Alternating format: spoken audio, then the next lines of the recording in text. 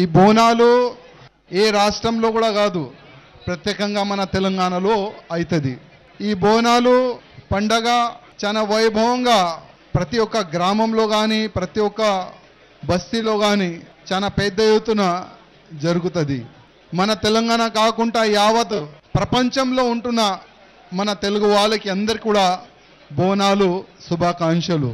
అదేవిధంగా సింహవాహిని ఈ గుడి ప్రాంగణంలో వచ్చి అమ్మవారి దర్శనం చేసుకున్న తర్వాత నేను అమ్మవారికి ఒకటి కోరుకున్నాను, యావత్ భారతదేశంలో ఉన్న ప్రతి ఒక్క హిందువుల పైన మీ ఆశీర్వాదం ఉండాలి.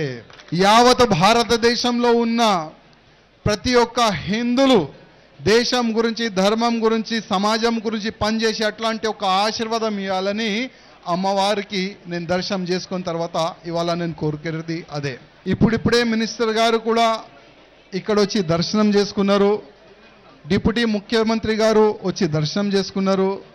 అదేవిధంగా మధ్యలో మా మినిస్టర్ గారు నాకు ఆపి ఒక మంచి మాట అన్నారు, రాజాసింగ్ మేము ఏ పార్టీలో ఉండి కానీ ఫస్ట్ మేము హిందూ, గౌరక్షణ మీ లక్ష్యం ఏ విధంగా ఉంది అదే లక్ష్యం మాది కూడా ఉన్నది. అదేవిధంగా మంచి ఒక మోడల్ గౌశాలలు మేము కట్టడానికి ఒక మంచి మేము ప్లాన్ చేసుకున్నాము, దానికి మీ సహకారం కూడా ఉండాలని మా మినిస్టర్ గారు అన్నారు.